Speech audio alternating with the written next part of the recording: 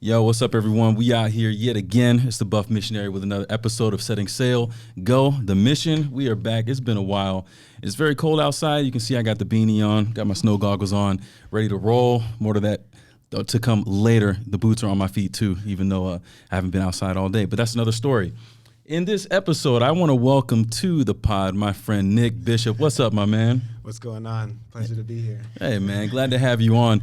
And Nick, really cool people. Last year I met him. It was your first year here? Yes. Last year? All right. So as a freshman.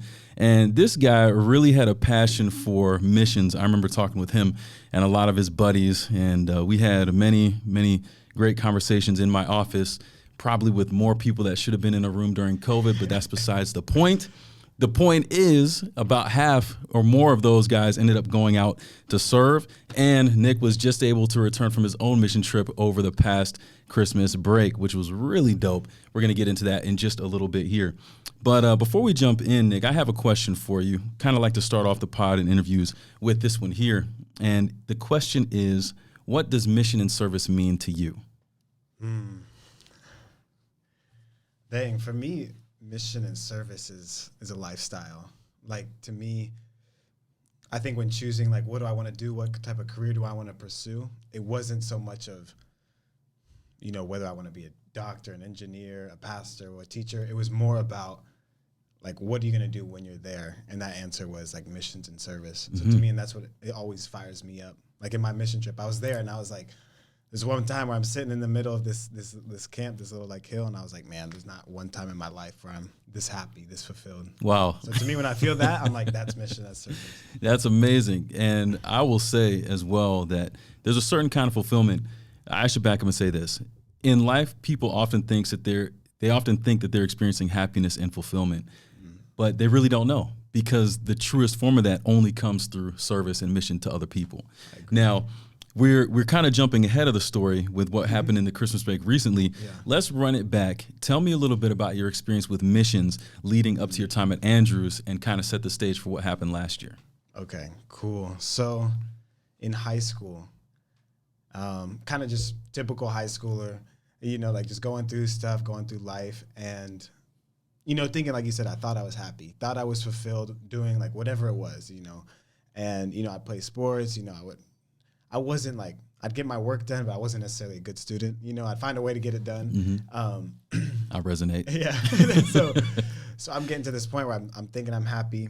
And then they tell me, it's like September of my senior year, 2019 going into 2020.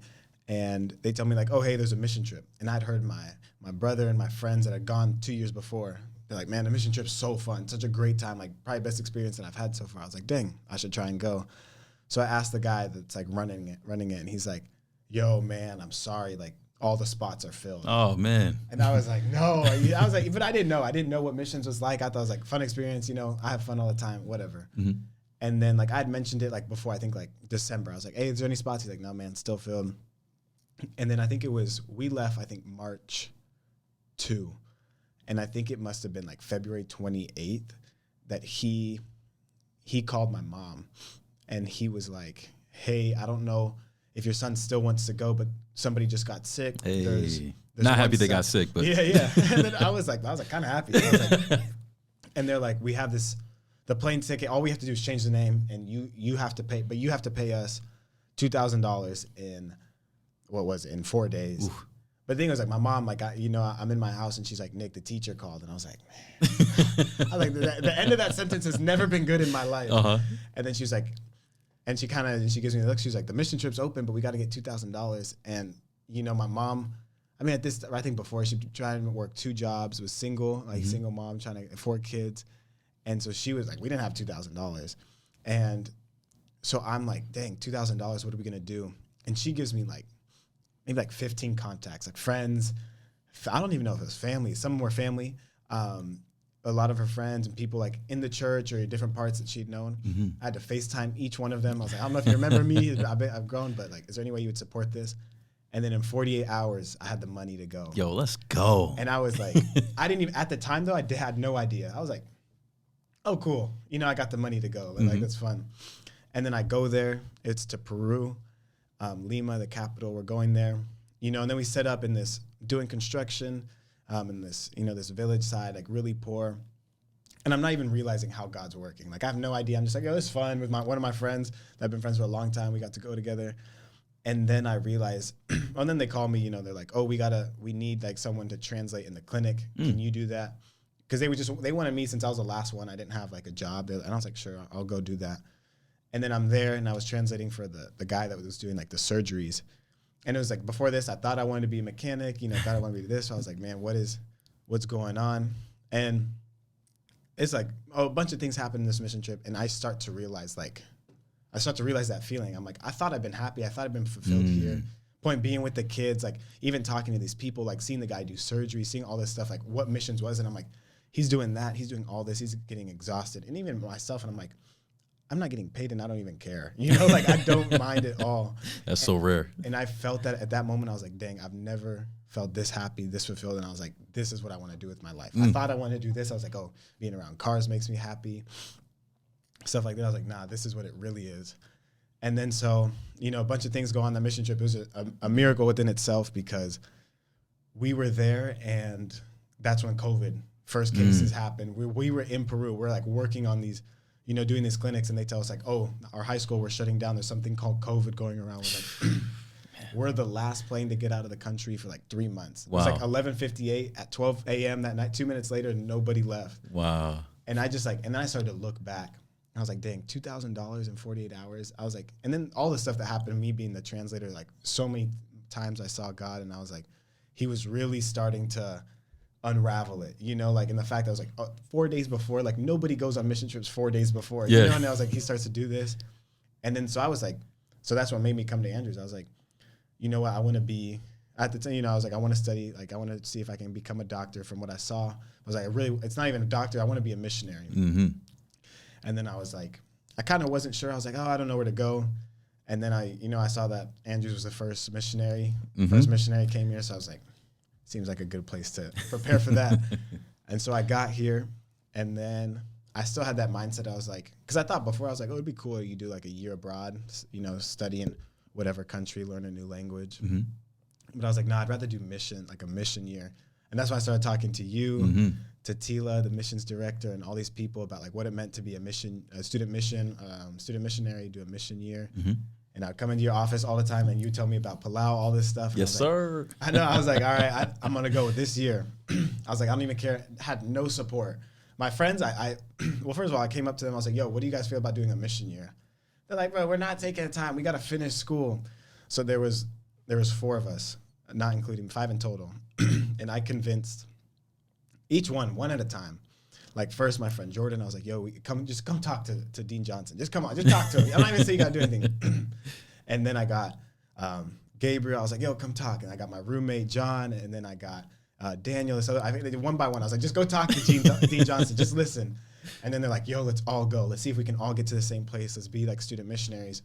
And I was like, dang, this is so crazy that I'm going to get to do this, especially because my friends in high school, no way they would have done something like this, And I was getting these people that actually like-minded. Yeah. And then so and we all ready to go to the Marshall Islands, but one of our friends, Gabriel, was like, nah, like, I don't think the Marshall Islands is going to work out. I'm going to go to Palau. And then he ended up there, and he's still there right now. And then we're all getting ready to go to Marshall Islands. It's the summer. And I think it was like 5 or 4 days before like our scheduled flight. And one of our friends, Daniel, he got to leave before. I think it was like August 1, and ours was like August 23rd or something. Okay. And then Jordan, it was me, Jordan, and John.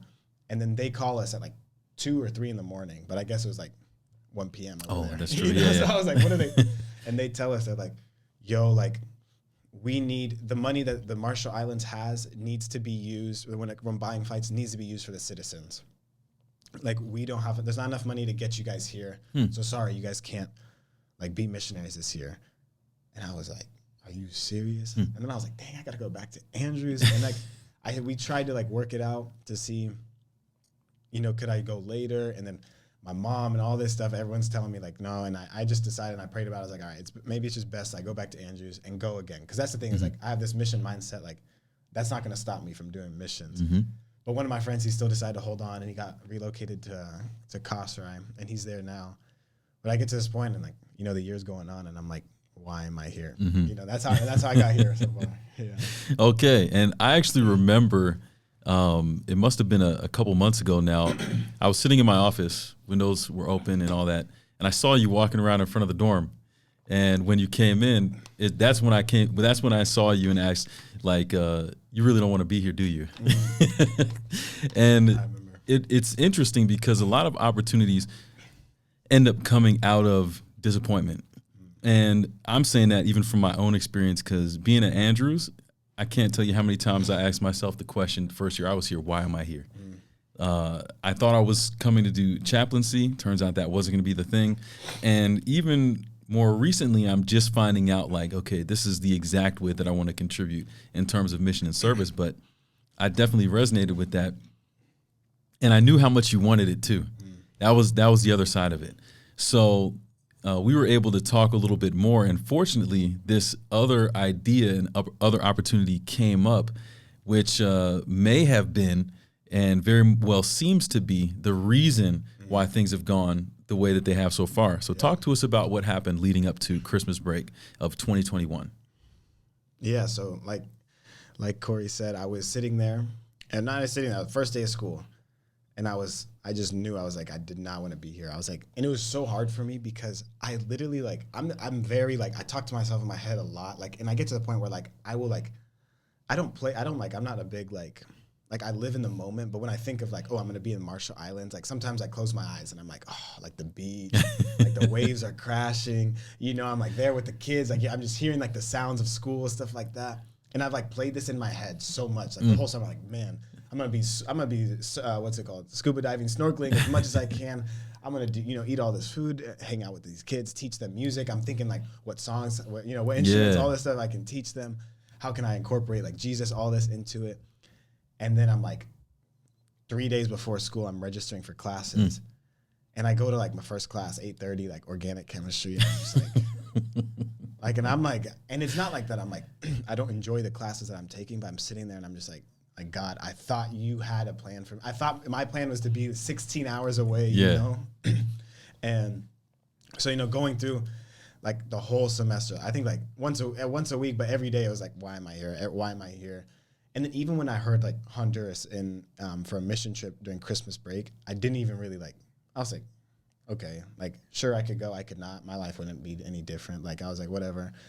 And I was actually, like, I wasn't opposed to going, but I wasn't sure until I went and talked to Chap Jose and Sia in the CFE office, and he told me, and because we were just talking about life, like, catching up, and I was like, yeah, there's this mission trip. I don't know if I should go.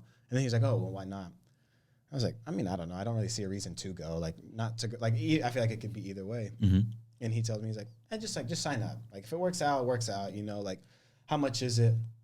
He was like, oh, and I had a job, so I was like, and I talked to my mom, and I was like, you know what? I think I want to go on this mission trip. And the thing was, like, before, I really had to convince her to, like, support this year. Like, it took so long, and not until, like, so I knew in, like, I think in December before, in 2021, December 2020, I knew, and I told my mom, she's like, no, like, you're crazy. And then not until that following summer, until, like, a month before, she was like, okay, I'll support you, And then so I tell her, I was like, oh, I want to go to Honduras. And she was like, okay, I support that. And I was like, whoa. I was like, and then I was like, how much though? Like, like, it's like $900. Like, do you really support it? Yeah. And then she was like, I'll pay half. And I was surprised. I was like, dang, she's going to pay half.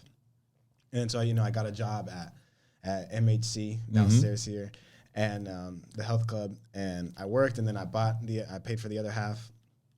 And I decided to go, but I thought, like, I did not, like, I made it a point not to think about it at all. A lot of people were like, let me brush up on, like, the country, see what's around, like, see what the economy, see what all this is about, like, where am I even going? I did not look up one thing, like, and it's getting time to go. Didn't think about it at all. I was only home for, like, a week. And then, like, the night before, I was like, all right, should probably pack, like, so I pack up, I get everything ready, and I'm still, like, no idea, like, and then I get there, and the crazy part too is, like, the whole story, like, a bunch of crazy stories, but I was like, almost missed the flight too, because they told me, like, oh, you just need an at-home COVID test. So I took this, even though, like, I had proven the vaccination record, the COVID, COVID test, uploaded it onto this app that tells you you're good to fly internationally and stuff like that. And I go there and I show them, like, they're like, oh, do you have a COVID test? And I show them that at home. They're like, I don't know what that is. Like, you have to go get a COVID test now. And it's like 50 minutes before boarding. And I was like, no way. Anyways, I get it. But then I get the COVID test just to make sure. And then so I was like, I show him my COVID test, or I show him the app that I knew. And then he's like, oh, why didn't you tell me that? I was like, you're the one that works here. You're supposed to tell me. And then anyways, I end up making it. I think it was like 10 minutes before they boarded. And I'm there in the plane. And I'm all the way in the back, last seat. And I see everyone, and then it's just like, I was like, what is happening? Like, what is going on? Like, it was so weird because I'm by myself in this plane, and I didn't know anybody that was on that plane that was coming from Andrews. I think I knew of one person. And how many people were in the group? 15 total. Okay. It was supposed to be 20, but the day of, a family of 5, one of them tested positive. They had to drop out. I got you. But we get there, or we're flying through, like I'm flying into Honduras, like see the mountains, all this like rain, or the forest and all this, the jungles. We land in, and it's like super, like you can tell it's third world country. Just you can tell like how the airports look, like the hangars and all that. And you just like the trees like going over. You're just like, that you're not in America. And I'm still thinking, I'm like, oh my gosh, like where am I right now? And we get off, and everything starts to unravel. We got to wait at the airport for a while. We get in the car, and the thing was the mission trip was to go to an orphanage in Honduras, and and then we did a summer camp, and this was the plan. And so I get on the bus, and it was weird to me because I see like there's like 3 orphans that have been around that knew Pastor Russell, the guy that's in charge of it, and they came to surprise and just wanted to help out. And I see them in the back, like there's these 4 seats in this bus, and they're like, there's 3 there. And then I see and I walk in, and there's a seat like right next to the door, nice seat, and I'm like, but I don't know anyone there. And the person I was gonna sit next to, I was like, I didn't know. And so it was weird. I went to the back to sit next to the orphans that were there, but it wasn't in the sense of like, let me be a missionary, let me go sit next to the people. It was like I felt more comfortable with them than with the people I was with. Whoa. And I didn't even know him. Hadn't even met him yet. And it was just like, this is where, like, it was, yeah. Go a little deeper with that. What do you think made the difference from people you didn't know that you felt? Because I guess on both sides it's the same. You didn't know the people that you had seen there in the back of the bus. You didn't really know the people that you were traveling with. But what was it that made you feel like you would have been more comfortable with them as opposed to the group that you traveled with? I don't know. I actually don't. Like and it didn't even click until I go sit there. I think to me, I was more comfortable with them because I thought we would either have more in common or I don't know, because I think I saw the people in my mission group and I thought so opposite. Like I was like, a lot of them didn't like speak the language. A lot of them just kind of seemed like, and I don't think there's anything wrong with it, but they're like, I'm gonna go for this good experience. And I was kind of like, I'd known what mission work is, so I'm like, I'm coming here to do mission work. I'm here to like share a story, listen to stories, and it's not like about changing anyone's, like view or any, like directly it's like being like, I'm here to change your life, but it's just like here, like you need any help, like you need anything I can do, like. And I don't know why I gravitated towards them, and I didn't even realize it until I go there, and I'm just talking with them the whole way, and then everyone's kind of wanting to interact with them, and we're just making small talk, and I didn't even realize like I did that until the next day when Pastor Russell was like, oh, I really appreciate you like going to sit with them. And I was like why? Like, why would you appreciate me for that? And I still don't like, and then he was like, oh, that's like embracing like this mission, like attitude. And I still don't know what like drew me towards that. I think it was kind of like what you said, how I said earlier, like I felt most fulfilled. And I think my subconscious knew like that's what would make me happy. And so I just think I just got drawn towards it. And yeah, and I did that, and we went, we showed up at this orphanage at like 12 at night. We get there, we unpack, and the first day, like I'm walking up the hill, and I'm like, not like, I don't like the whole like center of attention thing. So I'm trying to like go around back because they're like, oh, you can go eat in there. I was trying to like going around back, and then like all the like the orphan girls where we stayed at was like the girls side, like 12 to 20 something. And they're like, you know, they're all like looking through the door. They're like staring at. I was like, oh my gosh, this is so like typical like movie, you know, because to them I'm like, you know, I'm 6'2". The tallest person I saw there was like maybe like 5'8", you know, like, and then they just see this, you know, like got the like the long like bushy kind of curly hair, and they're just like, and I don't know, man. That was just like, and I felt there, and I was like, and I started. I think first interaction I had, I was like, this is it. This is it. Yeah. This is it. It's weird how you can go through life having this sense of fulfillment and completion and stuff like that. And then you just have a different experience that totally turns upside down everything that you thought to that point. And it's like, shoot, man. Like it just opens up a whole new world of possibility for you.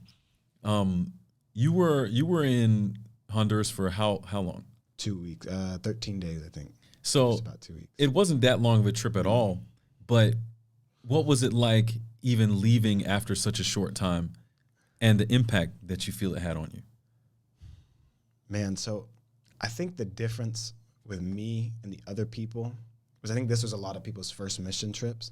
And that's when people, you know, like when someone comes back from a mission trip, I feel like the first question is always like, did it change your life? Like people say that, and I don't really like that. And I don't like that question because it's like, what do you mean? Like, what's your expectation? Yeah, and what's like, and sometimes I question like the motives. Like, are you making it seem like it's superficial, like that it's just gonna run? Like, I don't know. And I felt like it was a lot of their first ones. And since I'd gone on one already, and I knew I wanted to be a missionary, I felt like it was more like I had like this whole world. You know, I was like, oh, I want to go to Honduras on Christmas.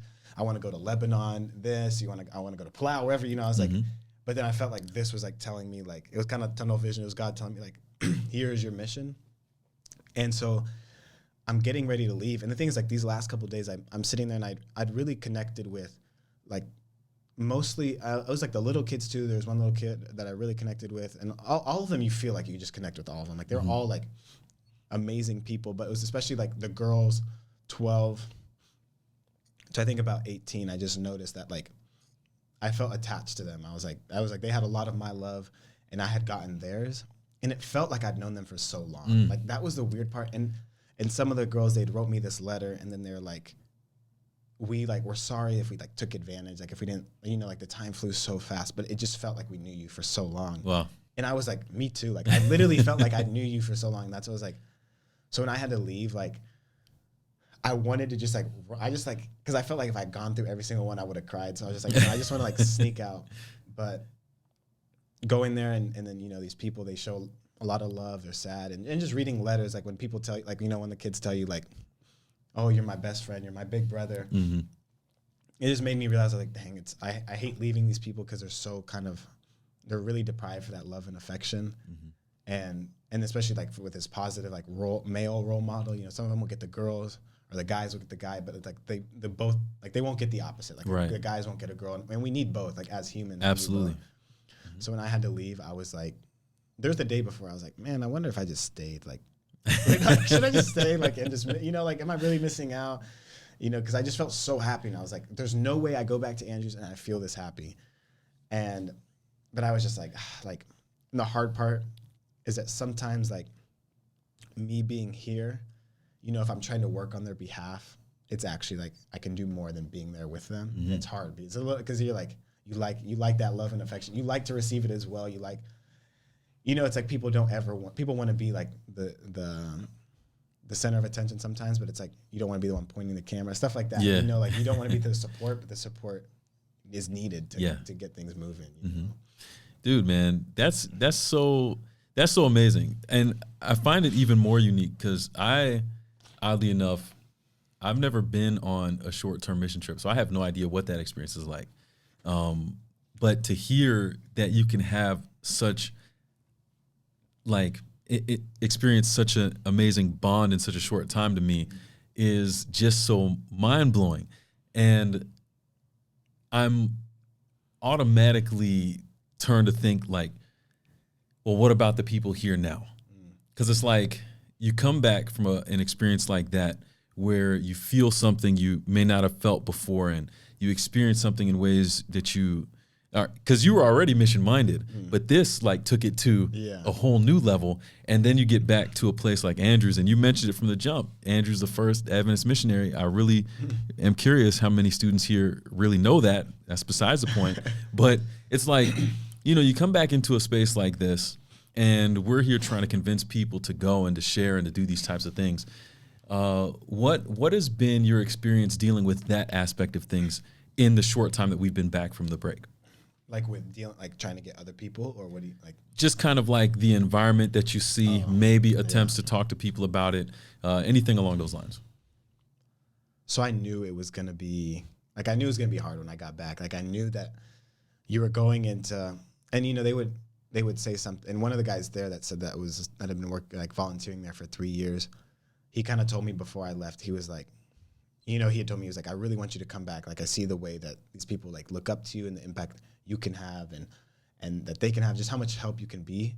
But he was like, also don't remember that where you're going, your family, your university is like also your mission field. Mm-hmm. And I was like, I don't want him to be in that mission field. But I was like, That's deep, but he's not wrong. Yeah. And so like, I knew that I was going to come here.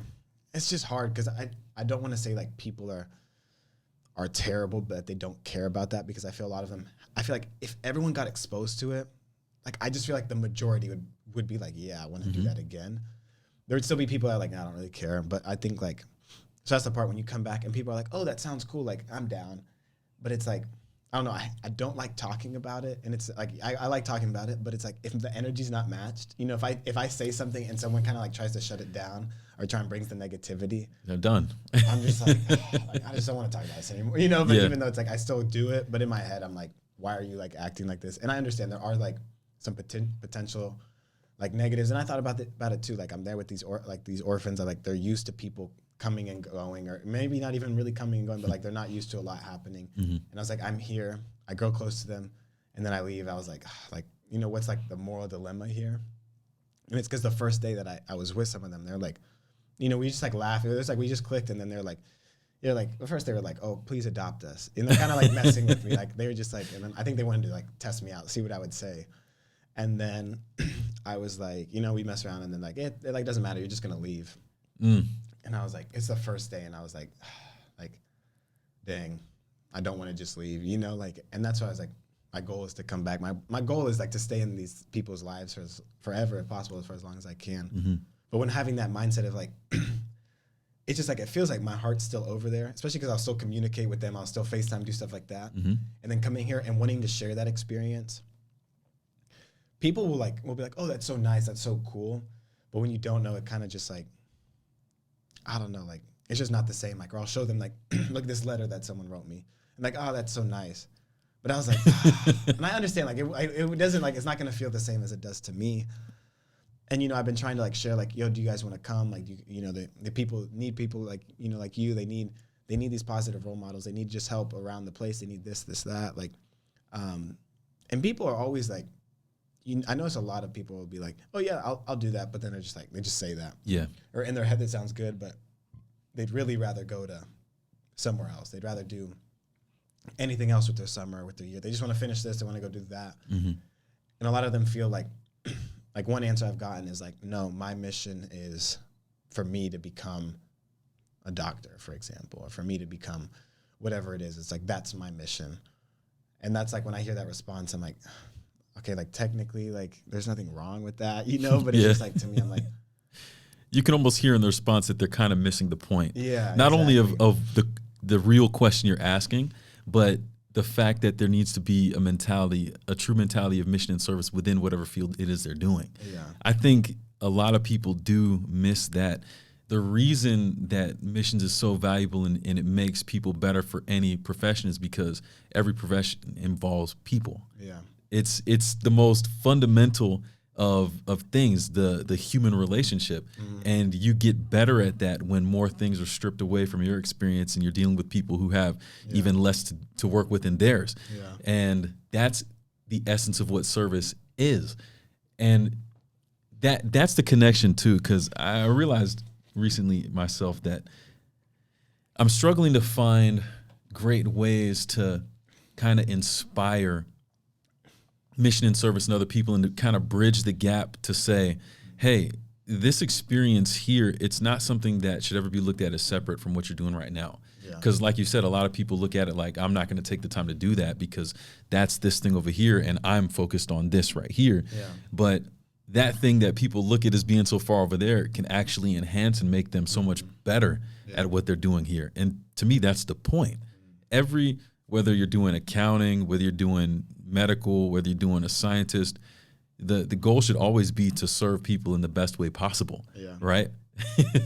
So I don't know. That's I'm not bringing that up on this pod because I have the answer. I don't. I don't. It's a question that we're gonna have to keep wrestling with. Yeah. But another thing too was that I noticed that when I was there, and this was like what made it hard coming back, is I'm there, and I knew it was gonna be hard as soon as I heard it. Is I was talking to these girls, and I was like, do you got what do you want to do after college? I'd always ask them, like, you have these dreams, you have their aspirations. Some of them would be like, no, my life is, it's not gonna become anything, and that was like, I was like, oh, that's so hard. And some of them would tell me like, oh yes, I'd love to study, I'd love to be like an astrologist. I love hearing that, it's like when the little kid says like an astronaut. And this girl's 6, and she's like, oh, I want to be an astrologist. I was like, man, that's so like beautiful. I really hope like you can do that. And that's why to me, I was like, okay, when I go back to Andrews, I'm gonna see like what can I do from this side, because people in America, they're more privileged, and so they're like, whether we can donate money, whether we can work on getting scholarships, stuff like that, to get these people to do something. And it's because I asked these other girls, I was like, have you ever thought of like Andrews, because these Andrews people kind of come, have you ever thought of studying there? And they tell me like basically like it's a dream that they can't even dream. It's like this dream that's like, it's kind of like this mountain beyond a mountain that's like, it's just like they they dream it, but they can't, like they know it could never be a reality. I think most of the time we dream something, we're like, my dream, but like one day it'll be real. And it's like, this is my dream, but I know it probably won't ever happen. And then I was like, dang.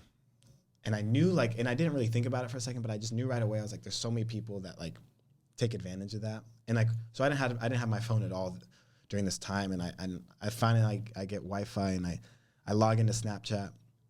In the first story I see, someone's they're like, man, F Andrews or something like that. Or, like, man, I don't want to be here, this weak school, this, that. And I'm just like, wow, like that's your mindset. And you're literally living people's wildest dreams. And you can't even like look up and say, thank you. Wow. Like that's like to me. And I was like, and I knew that like going back here and hearing people say that.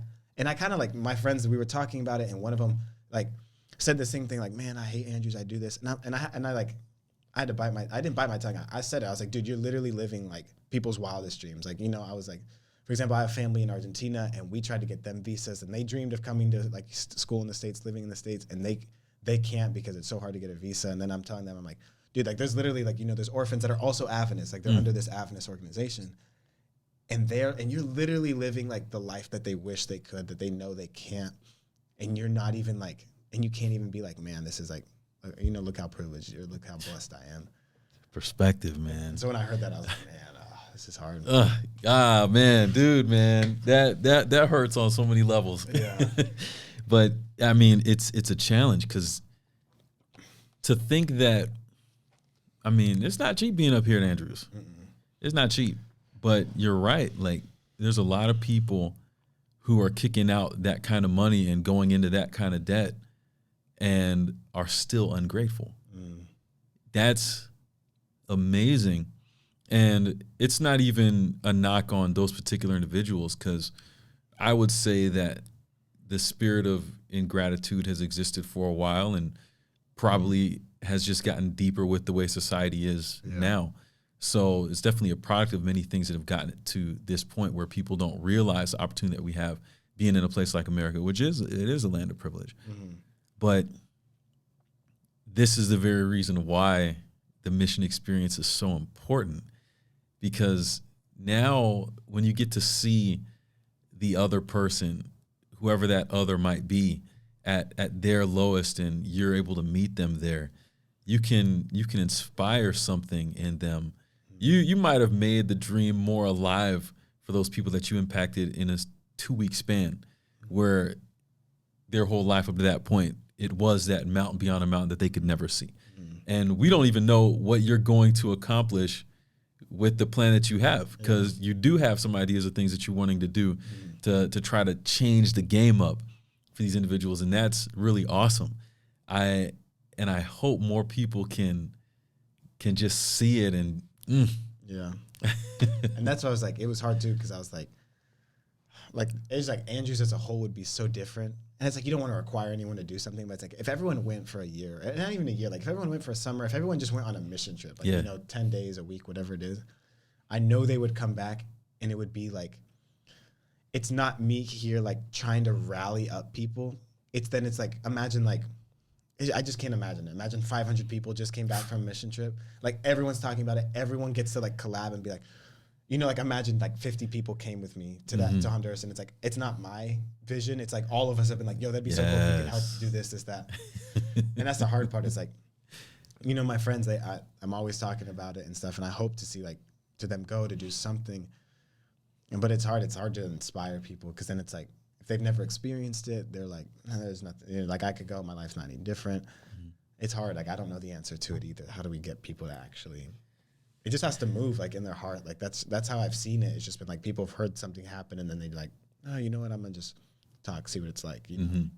That it's like they say, it only takes a spark to get a fire going, and we did see it happen last year. Yeah. So that kind of thing right there, it gives me hope that there are stories that can be told, and this is why we do this with the podcast. There are stories out here that can be told to help move the needle in a more positive and a more service and mission-oriented direction.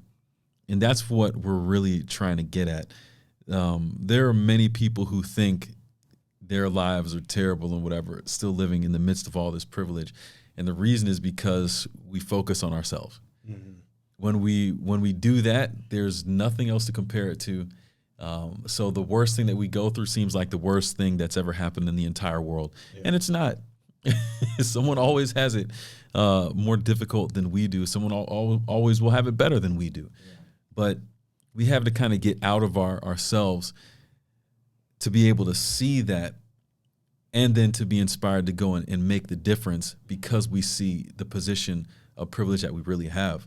And that is really important. We're trying to do a little something. We're trying to make some noise here on the campus of Andrews University. Pray for us. Yeah. We're gonna do what we can, but it's these stories like this that I think will make the difference. And we're gonna keep getting them out there. So y'all listening, share it and let people know, because that's what's really gonna make the difference. Now, kind of bringing it towards the close, this experience and the impact that it's had on you, what are the biggest ways that you've seen it impact you in your mentality going forward?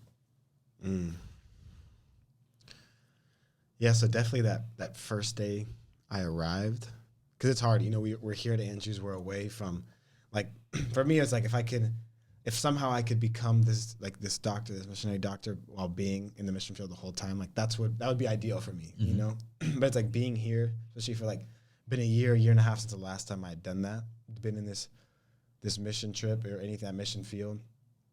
And so you kind of like, I still have that hope, but you still like, it's starting to lose sight a little bit. And so when I went there, I was like, yep, this is what I'm doing it for. And even like, this week I've been studying for a big test, and sometimes I just look at pictures or, look at letters, stuff like that. And I was like, this is why I'm studying. This is what I'm doing it for.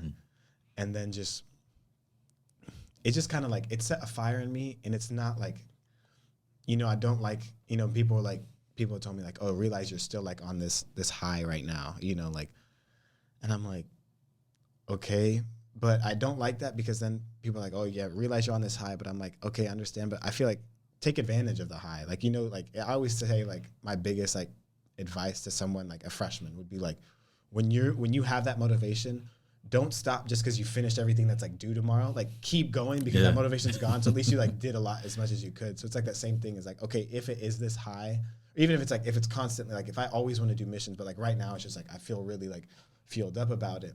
It's like I feel like I need to take advantage of that. Oh yeah, for sure. And so that's when I came back, and I started making that conversation of, that's what it changed. I think what it changes before, like how I mentioned, I was like, oh, I'm gonna go to Honduras, I'm gonna go to Lebanon, I'm gonna go to Africa if I can, I'm gonna do as much as I can.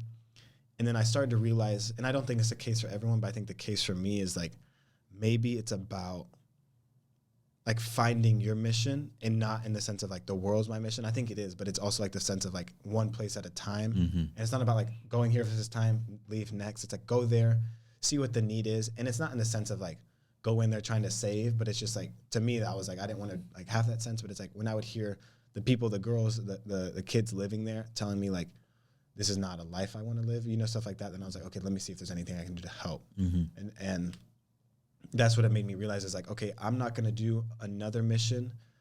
And it's like, maybe I would, but like when I thought about it, I was like, any free time I have, I'm going to go back to Honduras. Like, this is how my mindset is. Like, I'm going there. And then once I feel like I've either set something up or done something where it's like, okay, I've done my mission there, then I'll move on. So it's kind of made me this thing of like, I don't think there's a wrong answer. Go as many mission trips as you can. But I think for me, it's like, okay, focus here.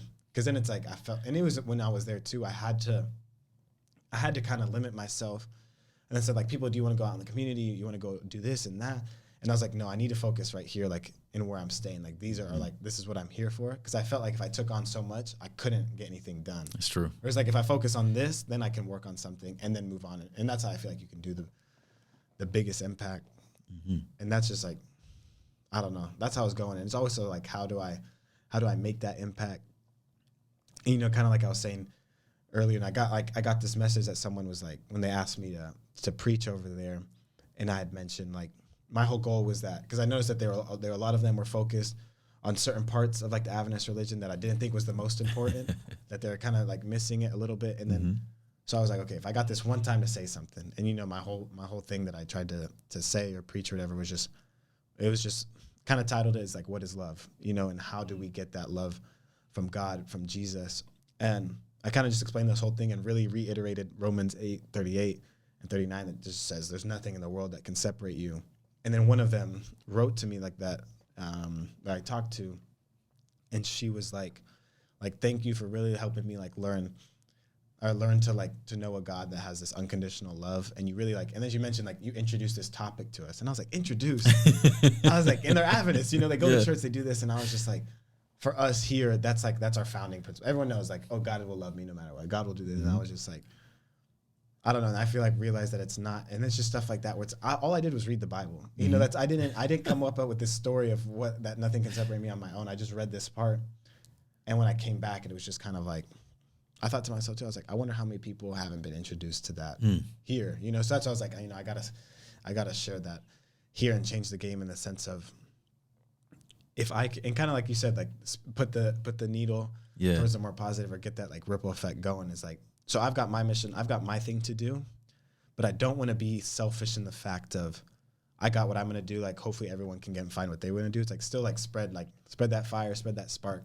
So hopefully, you know, someone else can go to Honduras or someone can go to Costa Rica or Palau. They can just do all this thing. So eventually, it's like that'd be the dream that, you know, that 500 people, you know, that missions is like, yo, we don't have enough places. You know, it becomes us living up to the name Andrews. Yeah. And that's what I hope for. Ooh, man, I get chills thinking about that. Like even 20%, even 10% of the student body going out every year. That'd be amazing. Less than 1 or 1%. I'm sorry, Andrews. We're not doing you proud. Not that you can hear me talking, but you get what I'm saying. And that was the whole thing I think we've mentioned before is Andrews has this. It's literally like the Andrews University, like world changers made here. And you know, and I mentioned the conversation like when I talked earlier to someone, and I was like, I wonder, like, you think there's any way that Andrews would set up, you know, scholarship? But I was like, if these kids needed to go, if people like, you know, if these kids needed to go to Andrews, they would need a full ride. Even if you said 90% off, nobody can afford that, especially, you know, going from this third world country. But I was like, full ride, and they're like, oh, but remember, like Andrews is still like a financial institution, like they still need money. And then I was just kind of like, okay, why are we saying world changers made here? Here's a world changing opportunity, and then you're saying like, it's about the money, you know, like that's how I'm, you know, I'm still trying to see if that get him, Nick. Yeah. Nah, man, you're hitting on firing on so many cylinders, man, and that's really what it is.